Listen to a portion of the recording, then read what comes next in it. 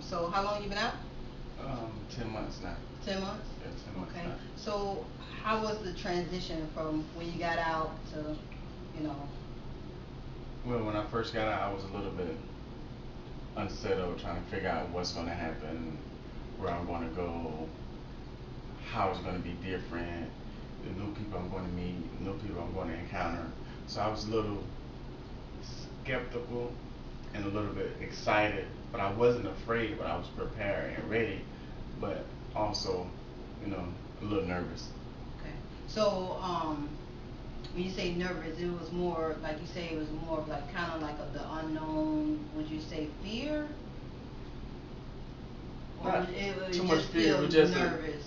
the nervous part because it's been so long, you know, and I was trying to figure out like, you know, encountering my family members again and running into old people and things like that because you know I had kind of like built something in my heart that whereas you know if you weren't there for me don't even try to you know so now that I know in my mind I'm gonna see these people again so is it gonna be different if is my heart gonna be right you know things like that you know so a little nervous on that end because I didn't really know how I was going to respond to certain people and things of that nature.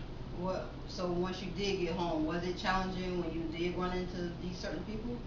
No, actually, when I actually ran into him, I did totally opposite. I kind of like embraced the excitement for the other people because they was like really excited. So by them not being there for me or writing me or corresponding with me, it really didn't matter at that moment. It just felt good to encounter people that knew you for a long time and you see them again. So it was a good transition for me. I laughed, joked, you know, like no old time. Okay, okay. So, since you've been out, what steps that you've been taking as far as trying to get back, job situation, just everything. What steps, like first day one? I mean, Okay. I know it was exciting, unpack stuff like that, but like, Well, my first day, my brother came and got me. We, you know, we rolled in style a little bit. all right, okay, Um, he gave me shoes, clothes, everything, so I didn't have to pay for anything. I had a pocket full of money. You know, the money that I saved and obtained for having jobs when I went to work release. okay, But so I moved in with him, and you know, I brought my car the second week I was out. You know, so things was looking up, but when I got out, everything began to get normal. It started getting challenging. okay, You know what I mean? So where reality kicked in, and I was kind of like nervous as far as seeing my kids. You see what I'm saying? How they gonna respond to me because I never really been there for them. So at first everything was good. Then reality started kicking in. Where these responsibilities, you got to pay this, you got to do this, you got to go see these people, you got to spend time with these people. So you know it kind of got a little challenging. okay. So, the question is now is what are you doing and like how to keep that mindset of like this can't happen again, I can't get locked up again, like how you keep not, don't want to repeat that cycle of going back in, like what do you do to stay positive and not get involved with that type of thing anymore? Well, first of all, I never want to go to that place again because nobody belongs there. And what I learned this time, because this is my second time, but what I learned this time is like, you know, it broke me because I realized how much I enjoyed my freedom. I realized how much things mean so much to a person when they're locked up. And then when you get out or been out and never been locked up, where we never really pay attention to those things, but when you be incarcerated, you appreciate the small things, you know, even the butterflies, you know. You'll be surprised how people, they see bees and butterflies in prison, how they just act like little kids, you see what I'm saying? Because these are the small things, this is God's creation, and we look at those things and we appreciate them. However, what keeps me is knowing the horrific crimes and the brutality that takes place in prison, black on black, you know, white on black, you know, it's just real gruesome. And I just don't want to be in that type of environment. So what I do, I joined the church. I got a good church family. I've been going up for 4 months now, and people embrace me. They're not worried about my past. They don't care where I came from. But it's just a loving church family, and I enjoy my kids and I enjoy my family. So by me not having them there with me when I was incarcerated, that keeps me motivated to stay focused because I can't nothing now make me want to go back. You know, and this is what I have in my mind. Like, I never called the police before for nothing. I always handled things on my own. So now I call the police. Like, my car just got stolen recently, 2 weeks ago. Wow. My brand new Lincoln just got stolen. Wow. You know what I did? I called the police. Wow. And they did their job, but I ended up finding my car without the police help. I'm just put it like that. Okay. But my mind was on the right. You know, don't try to go out and take matters in your own hands like I used to do. Okay. So I called the police. They did their part, and I did my part, but I got my car back. But the point I'm trying to make is I had the right mindset to alert the authorities and not try to take matters in my own hands as far as that old criminal mind or criminal thinking. You know, so joining my church, spending time with my family, and meeting new folks is what keeps me focused and never want to go back to a place like that again. Okay. So would you say, because I know you said the old you would have took matters in your own hand. Like, how did you get to that? Like, I know you said this time jail kind of broke it. Mm-hmm. So, but like, was it like what exactly the point? Like, it took the bottom Mm-hmm. to do this, or you think like eventually you would have got it without, you know, going that far, or like just for people that's like continue going in and getting locked up, like what can you tell them to make them think right now, like, okay, yeah, that I can relate to that. Maybe I don't need to get locked up. So what advice you would say for that person know how to keep getting locked up or doing stuff to get locked up? What would you say to them to try to get their mindset off that type of criminal thinking? I would say that first of all, you got to have a strong mind and a strong will Okay. to not want to do it. First, it starts in the mind first. Okay. And a brother, his name is Dream. He was a Muslim dude that I met in prison, and he said something that was very knowledgeable, and I kept it in my mind and my heart, and I use this, and it helps me when I recite it. He said that until the pain is greater than the reward, you will not recognize the need for change. I'm going to say that again. He said, until the pain is greater than the reward, you won't recognize the need for change. And what that means is, when you out there living that fast life, you getting money or doing whatever you're doing, you're getting a reward. You're reaping the rewards of your crime and what you're doing to hurt people. How you getting it? That's your reward. Mm-hmm. But it comes a time when that pain is greater than the reward. My pain was being away from my kids, being away from my family, losing stuff, facing death in prison almost every day. Even though I'm not doing anything to get this violence towards me, but you just never know when it's your time. You never know when someone's going to bring it to you.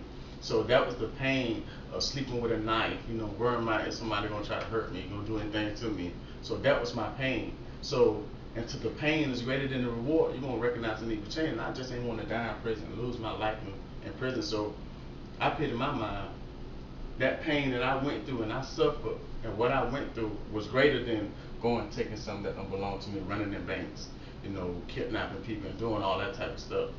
That reward wasn't worth it anymore, and the pain was greater than what I went through and endured in prison.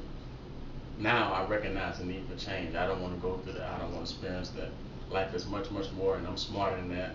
You know, and I got so much potential. This is a big world out here, and you can be whoever you want to be and do whatever you want to do, but it starts here first. You got to educate yourself. You got to go to school. You got to read. You got to meet new people. You got to know how to communicate. You got to know how to talk. You just got to pretty much sell yourself as far as you going to a job, an interview. You just know how to have proper etiquette, you know what I mean, and just do what it takes, no matter what.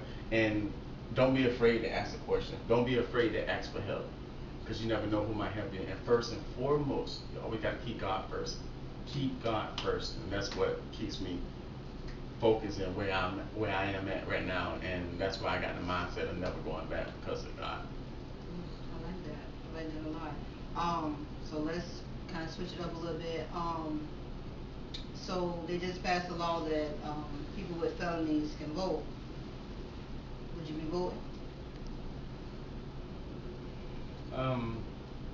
I heard about the law being passed. I didn't know it passed. I don't know. I don't know because I was never big on. I always consider myself as a Democrat. I don't know why, Okay. but I like Republicans too. Okay. So I like both. So I don't know if I will vote because I have my own reasons why. You know, but I don't really know about that one yet. I don't know. Not saying that I don't want to vote or my vote doesn't count because my vote matters. But if I be led to vote, I will make sure I listen to every because ain't nobody perfect. No matter who goes in office, everybody got a background, everybody got a past. So I try not to look at that. I'll try to look at what they're bringing to the table and how they're gonna try to help people. And if I be led to vote, I'll make sure I make the right decision as far as my values and my views or what I think would be best, not just for me, but as a collective whole, as a community or a nation. So I'll try to base my vote on that if I vote based on that right now. Okay. Their views. All right. Speaking of which, what would you want to see in the community? What I would like to see in the community more coming together, Okay. more unity. Okay. Because it's a phrase they use: united we stand, divided we fall. Okay. And I believe if we become unified in a way to not make ourselves seem crazy or make ourselves seem like we don't have common sense, but come together as a collective, as a whole, and work together and not tear each other down or not tear what we got down and just build it up and just stand together. And I'm not. This is my mindset. I have a mindset of Martin Luther King and Malcolm X. I'm balanced out. Okay. Even two though different stands. Okay. because they say Martin Luther King, he was more peaceful. Yes. Malcolm X had that side of him that he'll go there, Yeah. and that's me. I will go there, but I don't want to go there. So I'm more of a peaceful individual. But if you have to go there, you have to go there to let people know that if we can go there just like you. However, I just believe in unity, being unified, and strong numbers is strength, and we got to have a foundation. And in order to be a good leader, you got to be a good follower. So if you are a follower, if we do follow someone, we got to follow someone that has our best interests in hand, that's going to do the right thing in the community, and don't see the color, don't look at the color, because it's bigger than the color, until we understand that we bleed the same, we use the restroom the same, we eat the same. The only thing different is our skin color. But when God made us, He made us, the same. So don't let the color change you, and be unified without having a mindset of saying, man, I don't want to deal with you because you lighter than me. Just come together and just listen to one another, because every person's voice counts and everybody has a voice. So it's working together as a unity and not tearing it down. Okay. So my next question would be about the school system. What you think about the education system? I think it's good. I noticed since I've been home, a lot of parents are more pushing their children towards private schools. And it's been going on, but I see it's going on more now than when we was growing up. But I think the teachers are doing good, and I just think the kids that's in the school has to have the proper discipline at home in order for the school, because the kids make the school. And what I mean with if there weren't no kids, there wouldn't be no teachers. So if the kids can come to school with the mindset of want to learn, want to grow, want to get educated, it got to start at home, where they have a solid foundation with a parent, with a father and a mother. Even if they got one parent, if their parent doing the best that you're doing, you got prayer in the house, that's all she can do. But I don't encounter people to where it's just a mom in the house and she struggles so hard, or just a grandma and she struggles so hard because the father not there or the mother not there. But if they're doing the best that they can do, that's all they can do. And I also ran into structured houses where the kids have got their heads on right. They got the father and the mother. The mother is working, the father is working, so they're setting good examples, being great role models. So I believe in order to be a great school, you got to have a great kid, you got to have them on the mindset to want to learn and go there. So my mindset on the school, if the kids got their mind right and they want to learn, they'll go there and learn. But if their mind's not right and they don't want to learn, they just caught up in society and the music and whatever it is that has their mind captivated, that's what they're going to do. I believe it starts at the home first. In order to be a better school, you got to have a student that's really ready to learn. Okay. And what's your opinion about metal detectors at the doors of the school? You think that's a good idea, or that's not a good idea? I think it's a good idea, and I also think it's a how can I say it? It could be an argument because when you going into school, we ain't really have none unless you're going to one of the behavior schools. Yeah. But if you're going into a school and they have metal detectors automatically in the kid's mind or anybody's mind, now I'm going to go into violence. It's something that can be in this school that can harm me or harm my child or whatever the case may be, because you see metal detectors here. However, that's a good thing because it keeps down keeps the kids from bringing certain instruments in that can hurt someone or hurt themselves. So I think overall, I think it's a good thing. I think it's a good thing. And I also believe if we had a little more security in the school, just a little more, because sometimes you can still sneak stuff in there and get around the metal detector. There's always ways you can get around, but I think that's a start and that's a step. I think they should continue to implement that. Okay. Okay. So what's the goal? What's your end goal? Well, by me, my thing is this. To me, it's two ways to die. Okay. These are the first two ways and the worst ways to die. Dying and not knowing who Jesus Christ is as your Lord and Savior. And the second death to me is the worst. It's the second worst death is dying without a purpose. And what I mean by that is, you meet a lot of people go around in life, and they can live 50, 60, 70, or they can live 21 years old, not even knowing why they was here, not knowing their calling, not knowing their purpose, not knowing why they was born. They're just going around everyday life, eating, using the restroom, taking a shower, getting up, doing the same thing again. So if you die without a purpose, you never met your full potential. So once a person learns themselves and know who they is, I believe the only way you can know that is through the higher power, because he will reveal things to you. And once you know that and you know who you is, your life will, it's not saying that you're not going to experience hardship, because you're going to experience hardships, but it will prepare you and strengthen you and get you ready for those times of hardship where you can overcome them. So when a person learn who they are and know who they are in Christ, and be the person and pursue that individual, you can be all you can be. You know, like kids, basketball players or astronauts or homeowners or whatever you like to do. Like one of my sons, my oldest son, he wanted to be an engineer. My son want to be an engineer too. So you see what I'm saying? So he know he wanted to do that, but he also recently mentioned to me about joining the Army or the Navy. So he undecided what he wanted to do. But what I'm getting at is he's got different views, and his mindset is open to a lot of opportunities.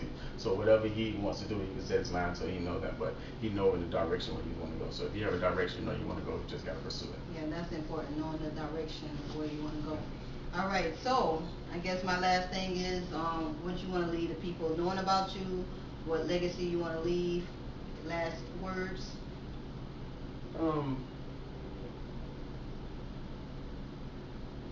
I always thought that I was a failure. Not because of what people told me, but because I used to look at my life, but that made me realize there's much more to life than being a failure. And I listened to a lot of motivator speakers, and I began to educate myself, read a lot, and strengthen my mind. And once I did that, I became more knowledgeable in a lot of areas, and knowledge is power. You know, so people could take your shoes, they could take this apartment, they could take my car like they did before, but they can't take what I know. And my knowledge helped me obtain my car back. You know, so what I will leave is learn all you can learn, pursue your calling once you realize what it is, and do the best you can do in this world, man, and find who that higher source is for you. I know who it is for me, and that's Jesus Christ, you know. But I wouldn't push my faith out on no one else, but I'm just expressing mine. And just knowing Him as your personal Savior and doing the best you can do as you want done unto you. And you can't go wrong doing that. So what I would leave is be positive, trust God, find a good home church, hang around with positive people, and that'll help you out in life. All right. You heard it first. Thank you for doing the interview. Okay. Thank you, guys. Thank you. All right.